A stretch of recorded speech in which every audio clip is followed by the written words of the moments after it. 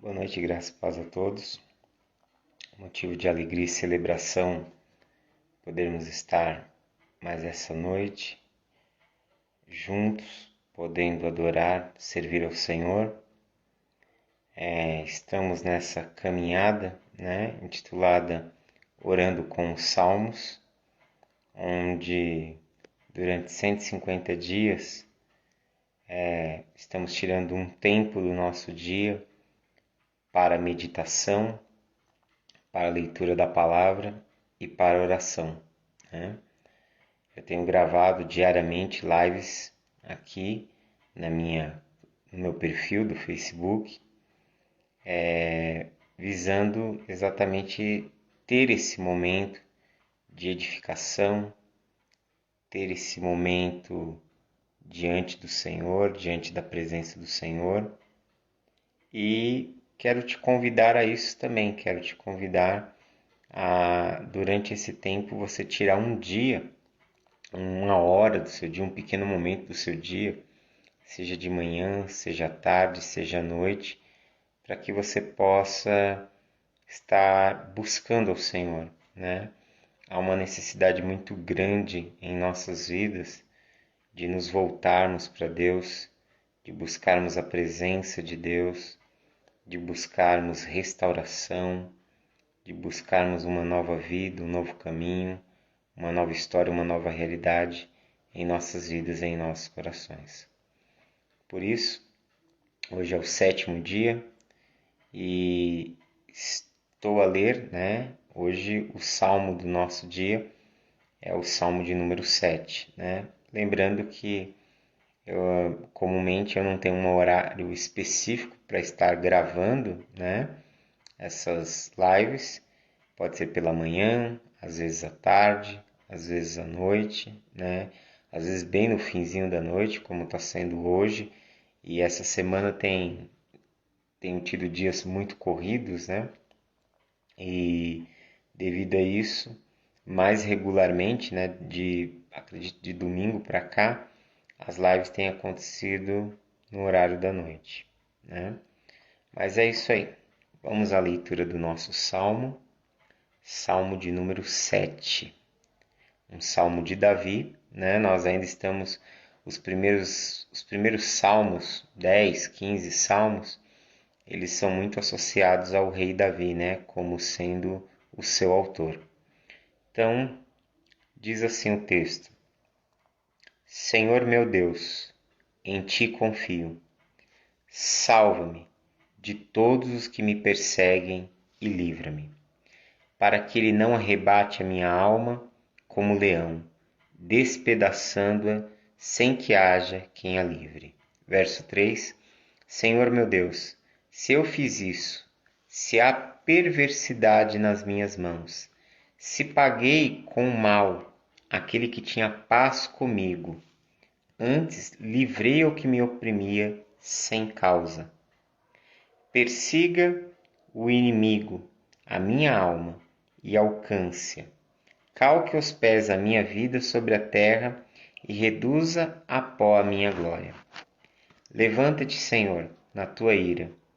Exalta-te por causa do furor dos meus opressores. E desperta por mim para o juízo que ordenaste.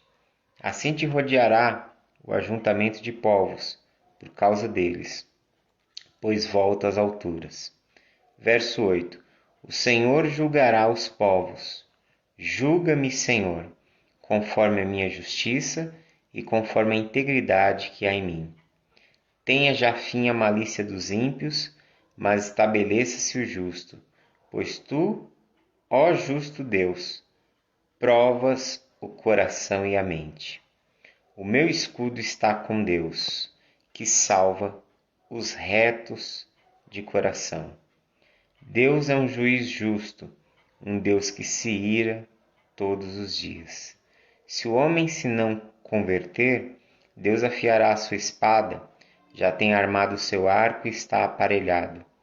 E já para ele preparou armas mortais, e porá em ação as suas setas inflamadas contra os perseguidores.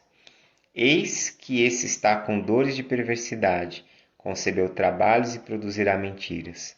Cavou um poço e o fez fundo, e caiu na cova que fez. A sua obra cairá sobre a sua cabeça, e a sua violência descerá sobre a sua mioleira. Eu louvarei ao Senhor, segundo a sua justiça, e cantarei louvores ao nome do Senhor Altíssimo. Este salmo, já começamos a entrar em alguns salmos que são um pouco mais longos. Mesmo assim, ele é um salmo que ele remete a um momento da vida do rei Davi. Eu já tenho dito aqui que nessa primeira sessão, o livro dos Salmos, embora você tenha 150 salmos, esses 150 salmos eles estão divididos em 5 livros. E esse é o primeiro livro, que vai do Salmo número 1 até o Salmo de número 72. E a maior parte desse primeiro livro dos Salmos, desse conjunto, do Salmo 1 ao 72, ele é dado a sua autoria ao rei Davi. Davi é tido como o seu autor, na grande maioria deles. E os Salmos de Davi, muitas vezes ele irá falar de situações que ele presenciou como rei ou em sua jornada. Ele vai falar de situações que ele viu, que ele conviveu. Ou muitos dos salmos de Davi terão um fundo histórico, ou seja, estarão atrelados a um momento da vida de Davi. Alguns dias atrás, nós lemos o Salmo 5, Foi o Salmo 5, o Salmo 4, Alguns dias atrás nós lemos o Salmo 4 e, aliás, não foi o 4, foi o 3, Então, alguns dias atrás nós lemos o Salmo 3 e o Salmo 3 ele fala do momento em que Davi estava sendo perseguido pelo seu filho Absalão. Ou seja, o Salmo 3 foi escrito no momento em que o trono foi tirado de Davi por meio do seu filho e onde Davi teve que fugir, Seu filho queria matá-lo, não só tomou o trono, mas concebeu na morte do próprio pai. E mediante toda aquela situação de perseguição, de angústia que ele estava vivendo, ele escreveu aquele salmo, assim como outros salmos remetem àquele momento em que ele estava sendo perseguido por Absalão. O Salmo 7, ele também é um salmo biográfico na vida de Davi.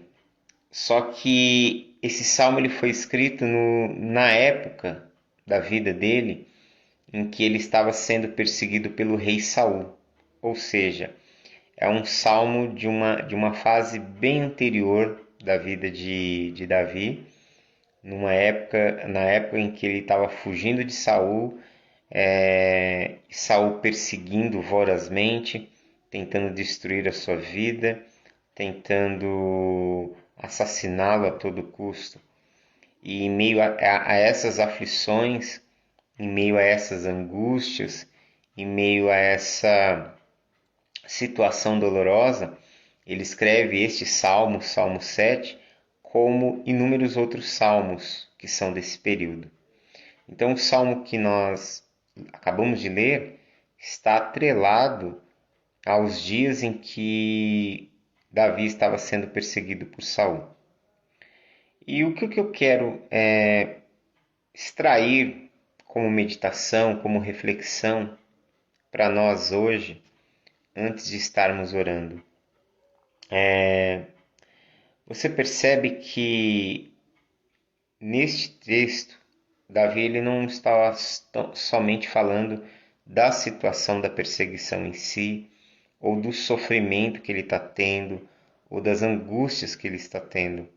Mas você percebe uma nota de decepção muito grande, uma nota de tristeza muito grande, Os primeiros 5 versos, ele começa: Senhor meu Deus, em ti eu confio. Salva-me de todos os que me perseguem e me livra. Ou seja, ele estava falando naqueles dias da perseguição de Saul e dos seus soldados contra a sua própria vida. E aí o verso 2 diz: para que ele não me arrebate a minha alma como um leão, despedaçando sem que haja quem a livre. Ou seja, ele sabia que ele estava sendo caçado e que o próprio rei de Israel, o rei Saul, que é simbolizado aqui como leão, né, pela força, pela grandeza de Salomão, ele é representado como, de Salomão não, de Saul, perdão, ele é representado como esse leão e ele ora a Deus pedindo para que ele não seja encontrado ou pego por Saul.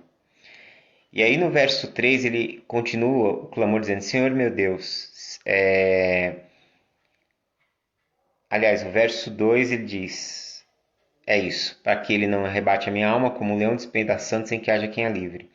Aí o verso 3 ele: Senhor meu Deus, se eu fiz isto, se há perversidade nas minhas mãos, se paguei com o mal aquele que tinha paz comigo. E aí abre-se um parênteses aqui, né, pelo menos na versão corrigida de Almeida, onde se diz assim: antes livrei ao que me oprimia sem causa. Mas, né, o que ele está dizendo diante de Deus: se eu paguei com mal aquele que tinha paz comigo, persiga então o inimigo a minha alma e alcance-a. Calque aos pés a minha vida sobre a terra e reduza ao pó a minha glória. Ou seja, o que ele estava dizendo? Ele estava se voltando para o Senhor e dizendo para o Senhor: Senhor, livra-me das garras de Saul, livra-me das mãos do meu perseguidor, livra-me do ódio dele. As pessoas estão dizendo, a acusação de Saul é que eu sou alguém que tenho agido com maldade, que tenho agido injustamente. Saul me acusa de querer o trono.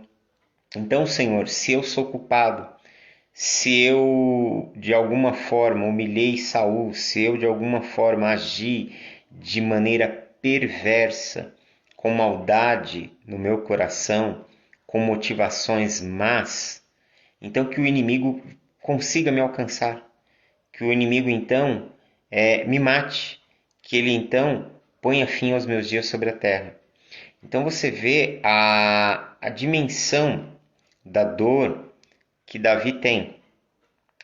Você percebe a dimensão da angústia que ele está sofrendo. Provavelmente ele escreve esse salmo depois de um longo período, né, fugindo de Saul.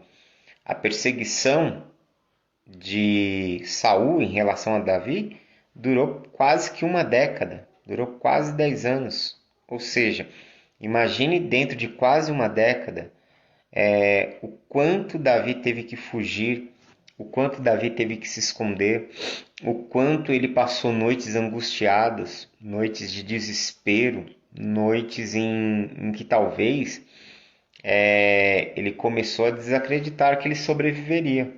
Ele começou a desacreditar que ele sairia dessa situação. Ele começou a desacreditar que ele poderia viver. E chegou um ponto de desespero, porque a perseguição que Saul lançava sobre a vida de Davi não era só uma perseguição no intuito de ir ao encontro de Davi para assassiná-lo, para matá-lo.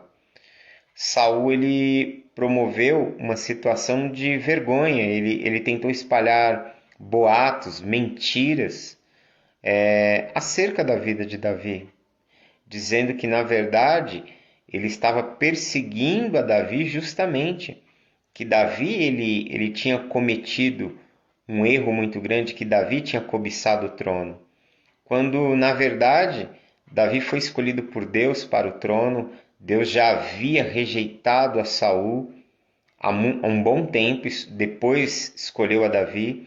Ou seja, na verdade Saul ele estava tomado de inveja, de um sentimento profundo de inveja, e essa inveja fez com que desde o início, desde o momento em que Davi venceu Golias e a sua fama se estendeu por todas as tribos de Israel, nasceu esse sentimento tão negativo, tão pernicioso dentro do coração de Saul que levou a perseguir a Davi ferozmente.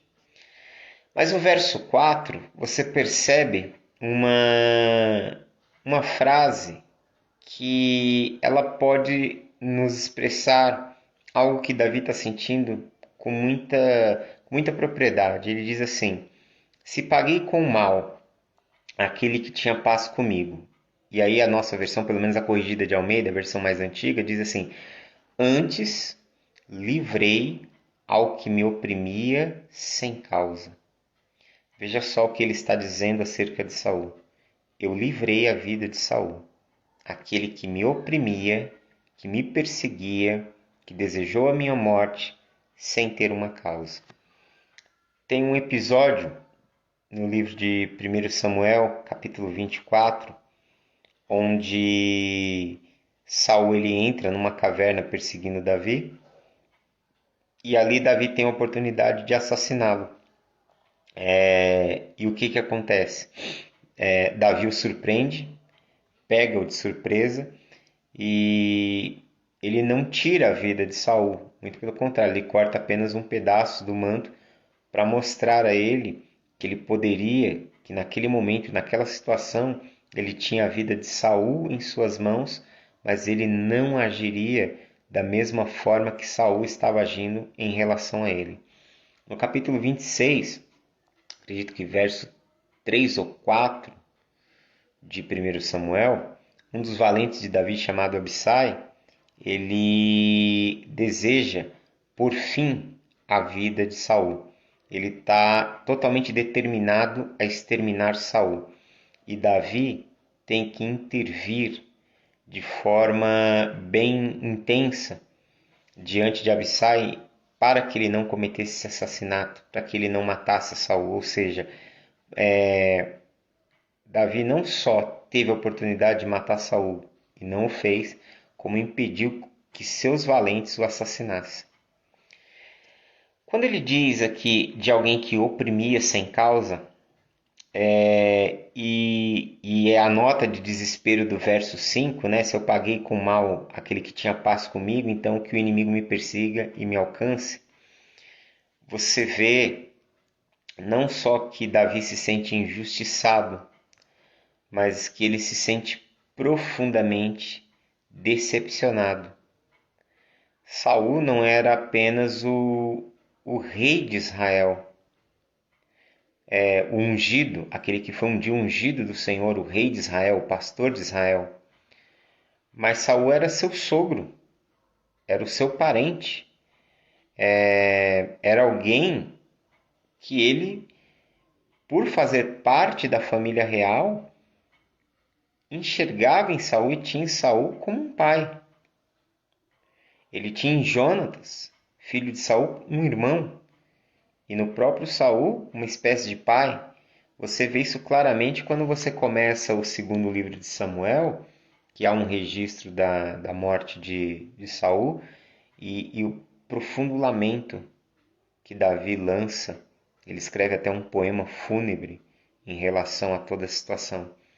Então ele estava diante de alguém que ele admirava, diante de alguém que ele respeitava, diante de alguém que ele servia, diante de alguém com quem ele caminhava, mas ele sofreu uma profunda decepção com Saul. E não só sofreu uma profunda decepção, como sofreu também uma intensa perseguição. E isso nos mostra como na vida nós podemos muitas vezes atravessarmos momentos ou vivenciarmos momentos que vêm nos trazer profundas decepções. E quando nós temos decepções, né, logicamente que na vida a gente não tem só decepções com relação a pessoas. Nós temos decepções, nós nos sentimos decepcionados quando nós temos algum ideal, algum sonho, algum projeto, alguma coisa que nós começamos, alguma coisa que nós colocamos a mão na massa para fazer e de repente não deu certo. e às vezes não só não deu certo, mas acabou de uma forma trágica ou de uma forma extremamente dolorosa. Então, situações ruins, situações negativas, situações que tiveram insucesso, acabam trazendo para o nosso coração decepção, acaba trazendo para o nosso coração a tristeza, acaba trazendo para o nosso coração aquele sentimento de fracasso, aquela angústia. E quando a nossa decepção está atrelada a pessoas, acaba sendo ainda mais intenso, mais doloroso, quando você tem alguém na sua vida que foi um referencial para você e você se decepciona com aquela pessoa, é como se seu coração fosse despedaçado, ficasse em frangalhos, você não consegue mais enxergar a pessoa com os mesmos olhos, você não consegue mais conviver com aquela pessoa, você não consegue mais estar ao lado dela, você não consegue mais lidar com as atitudes dela. E quando nós nos sentimos decepcionados, a nossa primeira atitude é de afastamento, é de distanciamento. Nós nos decepcionamos com alguém e logo em seguida, como uma reação a toda essa dor emocional, fruto da decepção, a gente se aparta, a gente se afasta, a gente procura estar o mais longe possível dessa pessoa. Isso acontece com os relacionamentos humanos, mas isso também acontece na nossa relação com Deus. Existem pessoas, muitas por sinal, ou na sua grande maioria até, que em algum momento se decepcionou na sua relação com Deus. Existem pessoas que estão decepcionadas, não somente com as situações que fracassaram em sua vida, não somente com pessoas que feriram a sua vida, mas muitas pessoas estão decepcionadas com Deus. E quando alguém, em que momento alguém se decepciona com Deus? Essa é a pergunta. Todas as vezes que nós estamos passando, né, por algum momento decisivo, por algum momento bem crítico, por algum momento onde a gente precisa de uma resposta, de uma direção, ou de algo exatamente muito concreto, e nós nos voltamos a Deus, e nós clamamos a Deus em oração, e nós nos voltamos para Ele, e nós pedimos insistentemente, nós oramos, clamamos, jejuamos, buscamos a Deus, tratamos com Deus, e de repente, aquilo que nós não queríamos que acontecesse, aquilo que nós oramos tanto a Deus para que não sobreviesse em nossa vida, não sobrecaísse sobre a nossa cabeça, veio. O momento que Deus permite a dor, o momento que Deus permite um relacionamento chegar ao fim, o momento que Deus permite a doença, a enfermidade, o momento que Deus permite a escassez financeira, o momento onde Deus permite que aquilo que você pediu tanto para não perder, para não se acabar, para não ser tirado, acaba sendo tirado, perdido. Ou seja, a gente se vê na situação de termos buscado a Deus, orado, clamado, pedido, implorado a Deus por uma situação da qual Ele não agiu em nosso favor. É esse o nosso pensamento. A gente começa a olhar para Deus e acha que Ele não agiu em nosso favor, não agiu em relação à nossa vida, não fez aquilo que nós esperávamos que Ele deveria fazer, ou não fez aquilo que a gente queria que ele fizesse. E aí a gente começa a ser tomado por uma profunda decepção em relação a Deus. A gente começa a achar de alguma forma no nosso coração que Deus não nos ama suficientemente, ou nós começamos a nos ver tão pecadores, tão indignos, que de fato, como é que Deus iria se importar comigo, né? Já que eu sou uma sucessão de erros, já que a minha vida é permeada pelo fracasso, certamente Deus não iria olhar para mim, não iria atender o meu clamor, não iria se voltar para mim. Nós começamos a criar os mais variados pensamentos. Nós começamos a olhar para Deus e como a gente está tomado por um sentimento de decepção em relação a Deus, a gente começa a se distanciar. O que a gente faz com as pessoas, nós passamos a fazer em relação a Deus. Como a relação com Deus ela me machucou, como conviver diante de Deus, como andar com Deus trouxe dores para a minha vida, então eu começo a me distanciar. Eu estou decepcionado e, por conta dessa decepção, eu quero ficar o mais longe possível de tudo e de todos, inclusive daquele que me fere. E o que isso produz em nossa vida? Não somente esse distanciamento, que já é algo extremamente ruim, principalmente no que tange ao nosso relacionamento com Deus, né? Nós nos distanciarmos de Deus é algo extremamente ruim, é algo extremamente danoso para a nossa vida. Nós não somente sofremos a perda do distanciamento. Por que eu digo perda? Porque o Senhor é a nossa luz, né? Como diz os Salmos, é a nossa salvação. E se eu me afasto da luz, para onde eu vou? Eu fico em trevas. Se eu me afasto da salvação, daquele que pode me socorrer, aonde eu vou estar? Na mão do perigo, na mão da situação caótica. Quer dizer, o distanciamento por si só já é algo extremamente negativo e doloroso. Mas juntamente com o distanciamento, nós começamos a criar pensamentos, nós começamos a nutrir pensamentos, ideias ruins. Nós começamos a perder a direção da vida e começamos a entrar por uma estrada que é sombria.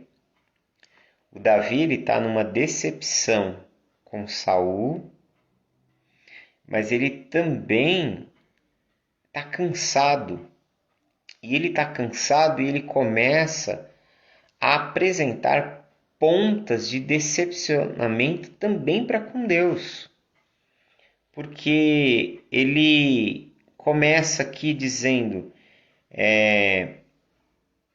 Senhor meu Deus, se eu fiz isso, se há perversidade nas minhas mãos, paguei com mal aquele que tinha paz comigo, persiga o inimigo a minha alma e alcance, né? Você vê que em todo momento ele clama ao Senhor. No verso 1 ele diz: Senhor meu, em ti confio, salva-me, né, dos que me perseguem. No verso 6 ele fala: levanta-te, Senhor, na tua ira.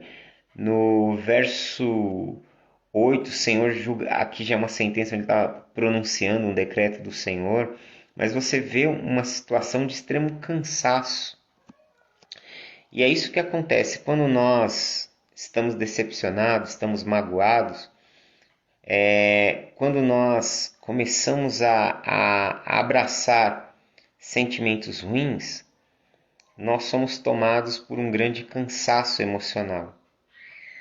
Nós somos tomados por cargas, nós começamos a carregar cargas e pesos extremamente grandes que vão fazer com que a gente venha sucumbir mais tarde. A gente não aguenta a caminhada. Por quê? Porque estamos com muita bagagem emocional. Nós estamos já não enxergando as coisas de maneira correta. O Davi disse para o Senhor que ele livrou o Saul. Só que, já que Deus não livra ele das garras de Saul, já que Deus não põe fim a essa quase uma década de sofrimento e de angústia, Davi começa a pôr em xeque: será que de fato eu não sou isso mesmo que Saul está dizendo que eu sou? Será que de fato eu não sou essa pessoa má? Será que de fato eu não sou esse inimigo? E é por isso que Deus está permitindo que ele venha sobre mim, ele me persiga insistentemente, o tempo está passando, eu não consigo me ver livre dessa situação, eu não consigo me ver a salvo. Então ele começa a olhar para si e agora ele já está em dúvida. Ele começa a sua caminhada vendo que Saul nutre inveja, ele começa a sua caminhada vendo que Saul tem um ódio por ele. Os primeiros momentos da perseguição de Saul ataca-o com uma lança algumas vezes e ele se esquiva. Então ele começa essa peregrinação, ele começa essa situação de perseguição sabendo que ele está sofrendo uma injustiça. Mas o tempo já passou e nada se resolveu e nada se acertou em sua vida. Então ele começa agora a não mais acreditar que ele está sofrendo uma injustiça. Ele já se vê como culpado da história. E ele já está tão cansado, ele se vê como culpado, e ele já está tão cansado que ele está dizendo: olha, Senhor, você quer saber de uma coisa? Então, se talvez eu seja culpado mesmo. Então, se eu for o culpado, Senhor, que o Saul me alcance, que o Saul me mate. Que frase é essa? É a frase de alguém que já cansou, que já surtou, que já está enfiando os pés pelas mãos. É a frase de alguém que já perdeu a noção do tempo e do espaço, que já não sabe mais pelo que está correndo, por que está fugindo, que quer jogar tudo para o alto. E é exatamente o que acontece com a gente quando a gente está lidando com uma situação que ela não muda, que o tempo está passando, a situação não muda. No início você achou que a situação não mudava, que não era exatamente culpa sua, depois você achou que você também teria parte naquela situação não mudar, e por fim você acha que a culpa é toda sua, né? Você acaba achando: não muda, Deus só pode estar contra mim. A gente começa a se ver assim. Ou seja, o que está acontecendo?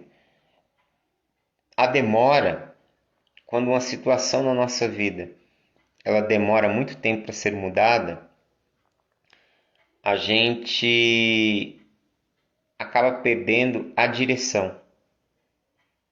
Nós nos cansamos tanto, nós nos fatigamos tanto, que a gente vai perdendo a direção. A gente começa a nossa caminhada com um propósito. E no meio do caminho esse propósito vai sendo perdido, esse foco vai sendo perdido, essa visão da vida vai sendo perdida. E aí o que acontece? Se nós não pararmos, em algum momento a gente puxar o freio de mão, se a gente não puxar o freio de mão, se a gente não der um break, se a gente não parar, a gente vai ficar tão sobrecarregado, a gente vai se perder no meio do processo. E uma vez se perdendo nesse meio, a gente desiste de tudo, a gente joga tudo pro alto e: Senhor, me rendo, acaba comigo. Isso aconteceu com Elias. Elias passou por isso. Ele viveu uma situação onde ele se saiu vitorioso sobre os profetas de Baal, onde ele viu Deus agir de uma forma miraculosa. Mas e aí?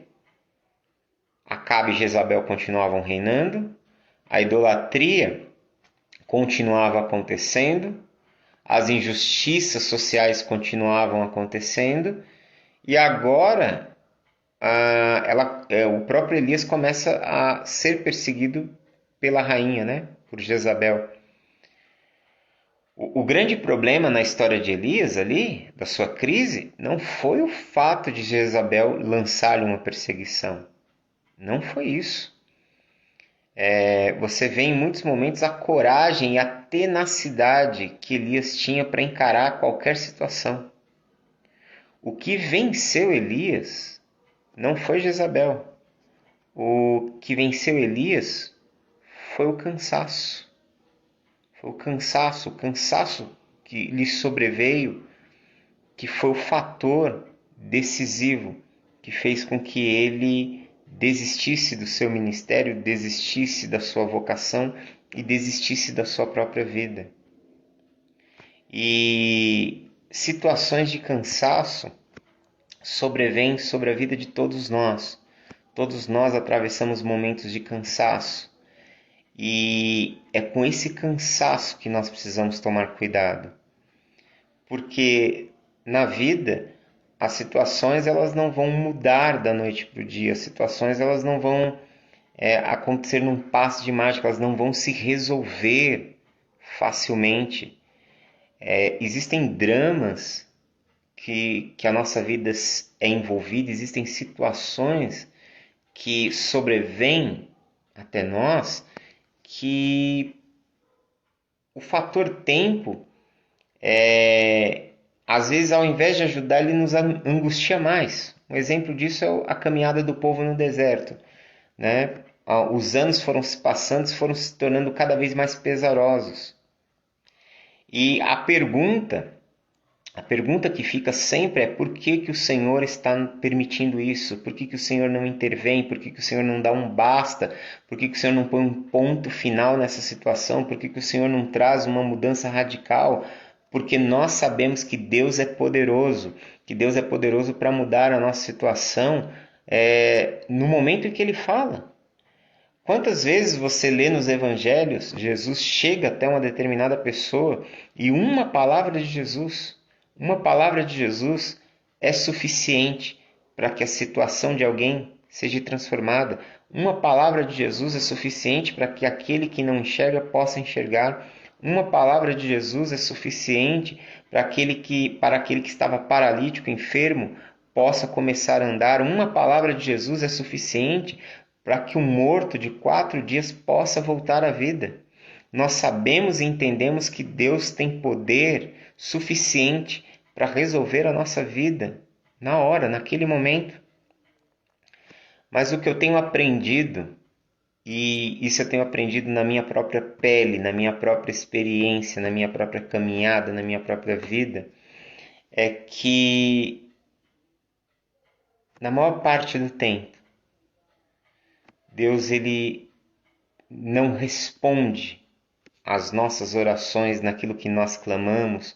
Nós não temos o sim de Deus imediato. Aquela situação ela não muda naquele momento que a gente está clamando, porque de alguma forma misteriosa ao nosso entendimento, de alguma forma que nós desconhecemos, o Senhor ele está realizando a sua obra em nós.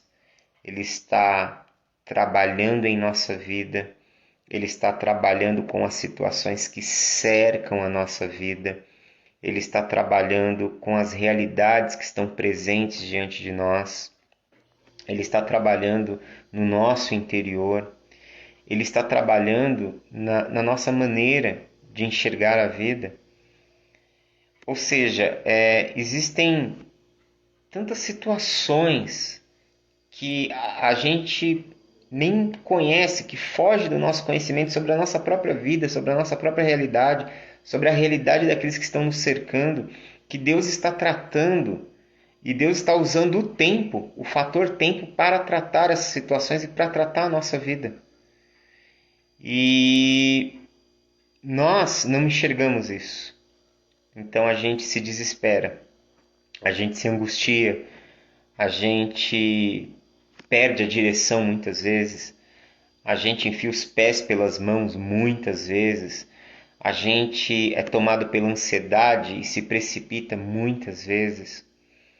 A gente chega a falar o que Davi está falando aqui. Então, que o inimigo me persiga, que ele me alcance, que ele reduza a minha vida ao pó. Ou seja, a gente joga a toalha. Quantas vezes a gente não quer jogar a toalha da vida? A gente quer jogar a toalha. Mas o Senhor, Ele não permite. Por quê? Porque isso está fazendo parte de um caminho, de uma obra, de algo que Ele está realizando em nossa vida, que Ele está realizando em nossa caminhada, que Ele está realizando em nossa história. E eu quero te dizer nessa noite que enquanto o Senhor não terminar, enquanto o Senhor não fizer, enquanto Ele não colocar o molde que Ele precisa dar em nossa vida, enquanto não chegar no ponto exato, Ele vai continuar trabalhando. E diante da gente, talvez as coisas aparentemente não estejam mudando. Mas a gente não para perceber que talvez as coisas do lado de fora não estejam mudando, mas do lado de dentro sim. Porque a gente está sobrevivendo. A gente está sobrevivendo a cada dia. A gente está sobrevivendo ao dia de hoje. A gente está vencendo os obstáculos do hoje. Estamos vencendo os obstáculos do aqui e agora. Estamos lidando com as dimensões de dor, de angústia, de decepções do aqui e agora. E aí o dia de hoje termina, começa um novo dia. E aí no outro dia vem as batalhas do outro dia, vem as batalhas daquele dia, e aí a gente sobrevive a elas, a gente atravessa elas, aí vem um outro dia com novas batalhas, como disse Jesus, a cada dia o seu mal, e a cada dia, quando termina o dia, você pode olhar para você mesmo, e você pode dizer, eu sobrevivi, o Senhor me sustentou, o Senhor me conduziu, o Senhor me fortaleceu. Eu pude atravessar o dia de hoje, eu pude atravessar as dificuldades do dia de hoje, eu pude vencer os meus medos do dia de hoje, eu pude vencer as angústias do dia de hoje, eu pude escapar das investidas do mal no dia de hoje, porque o Senhor me sustentou. Ou seja, nós saímos agora de uma situação, quando a gente começa a olhar a vida com essa perspectiva, a gente começa a sair de uma situação onde nós estamos imergidos de problemas, imergidos onde a gente não enxerga um palmo à frente do nosso nariz, e nós começamos a enxergar a luz no fim do túnel. E que luz é essa? É saber que nós estamos terminando este dia e estamos sobrevivendo, nós atravessamos o dia de hoje, porque o Senhor nos sustentou, porque a sua bondade, a sua misericórdia, a sua graça, o seu amor nos manteve em pé, ainda que eu esteja decepcionado com Ele, ainda que o meu coração possa estar com mágoas dele, ainda que eu possa ter angústias em relação a Deus, ainda que eu possa estar com o meu coração endurecido em relação a Deus, Deus não leva em conta esse sentimento de rejeição que possa estar no seu coração. Ele continua te sustentando, Ele continua te amparando, Ele continua te guardando, Ele continua te abraçando com seus braços de amor. E você pode chegar ao final desse dia e dizer, eu cheguei até aqui, eu sobrevivi, eu atravessei, porque o Senhor foi comigo, porque a sua bondade, a sua misericórdia esteve ao meu lado. E aí você pode dizer, pela graça do Senhor, eu venci. E aí esse fator tempo, que muitas vezes é tão angustiante, passa a se tornar um bálsamo, porque é dentro do tempo, é dentro do momento que Deus está trabalhando em nossa vida. Ele está ao nosso lado. Ele não desistiu da gente. Ele continua com o mesmo amor, com a mesma bondade, com a mesma graça, com a mesma misericórdia e fazendo com que a gente vença a cada dia. Ao olhar para isso, nós começamos a ver aquilo que Davi, mais para frente, na sua oração, no Salmo 7, começa a perceber, onde ele diz, no verso 10, o meu escudo está com Deus, que salva os retos de coração. Deus é um juiz justo. E aí no verso 17, ele termina dizendo, eu louvarei ao Senhor segundo a sua justiça e cantarei louvores ao nome do Senhor Altíssimo. Ou seja, mesmo em meio a todos esses dilemas, ele começa a perceber, mesmo cansado, mesmo querendo jogar a toalha, mesmo diante de tantas situações ruins, ele entende que ele sobreviveu. E ele sobreviveu porque o Senhor esteve ao seu lado. Ele sobreviveu porque o Senhor lhe sustentou. Ele sobreviveu porque a bondade, a graça e a misericórdia de Deus o amparou. E é nessa graça, é nessa misericórdia, é nessa bondade, nesse amor que nós vamos ancorar o nosso coração. E se nós colocarmos a nossa esperança, e se nós colocarmos os nossos olhos em quem Deus é, mesmo que você possa estar até mesmo tendo pontas de decepção em relação a Deus, por as coisas não acontecerem da forma que você esperava, do seu jeito, você pode ter certeza que você não será abalado. E que mais cedo ou mais tarde, o testemunho da fidelidade do Senhor irá te alcançar. Tudo na vida passa. A dor e o sofrimento também passam. Tudo na vida passa. Os dias maus também passam. E quando os dias maus passam e chega o tempo bom, você vai poder olhar para a vida, olhar para Deus e ver que em todo momento você nunca esteve sozinho, que Ele esteve ao seu lado e que você se tornou mais do que vencedor por meio daquele que te amou e entregou a vida do seu filho para que você pudesse ser mais do que vitorioso em todas as dimensões da sua vida. Amém? Que a gente possa ficar com essa meditação, que o Senhor possa te amparar, te sustentar. Eu quero te convidar a orar, quero agradecer a cada um dos que estão assistindo. Meu antigo pastor, o Bispo Marco Antônio, forte abraço, né? Oh, que fiquei bonito, Pois é, forte abraço a todos que estão aqui acompanhando e oremos ao Senhor.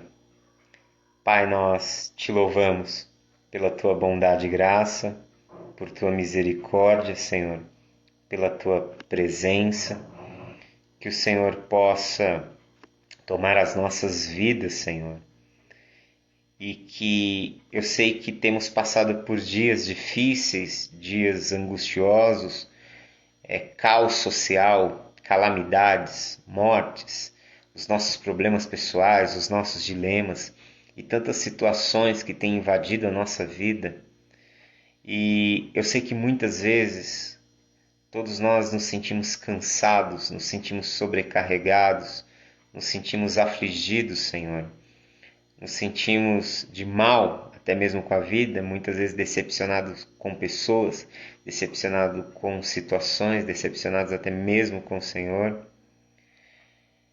Muitas vezes querendo jogar a toalha de muitas situações da vida, mas como salmista nós queremos voltar os nossos olhos para Ti e fazer do Senhor a nossa esperança, fazer do Senhor o nosso refúgio, fazer do Senhor a nossa torre forte, onde nós colocamos o nosso coração, onde nós colocamos as nossas esperanças, onde nós colocamos a nossa vida e a nossa fé, Pai. Senhor, que o Senhor possa tomar a vida do teu filho e da tua filha nesta noite, que o Senhor possa abraçá-los, que o Senhor possa sustentá-los e que o Senhor possa, Pai, fazer com que eles vejam essa dimensão de amor, de cuidado e de proteção que o Senhor tem para com as nossas vidas. Que o Senhor possa infundir essa consciência em nós de que nós atravessamos o dia de hoje, nós atravessamos o ontem, nós atravessamos os dias anteriores e chegamos até aqui por causa da tua presença, do teu poder e da tua graça sobre nós. E certamente no dia de amanhã o Senhor estará conosco e poderemos encarar as dificuldades que o amanhã nos trará, não na nossa força, mas no teu poder, não nas nossas convicções, mas em certeza e fé de que tu és fiel e de que o teu amor não falha, Senhor. De que nós estamos nas mãos daquele que tudo pode e daquele que tudo é. Colocamos o nosso amanhã, a nossa vida, nossa casa e família diante da tua presença. Que o Senhor possa tomar cada vida nessa noite e conduzir cada coração para viver um tempo novo, vencendo as provações, vencendo o tempo, vencendo o fator tempo e chegando do outro lado. E que aí o Senhor possa colocar um cântico novo nos lábios dos teus filhos e eles possam celebrar o teu nome, a tua grandeza. Para a glória do teu santo nome, oramos a ti em nome de Cristo Jesus. Amém. Que Deus abençoe em Cristo. Tenha uma ótima noite e um forte abraço a todos.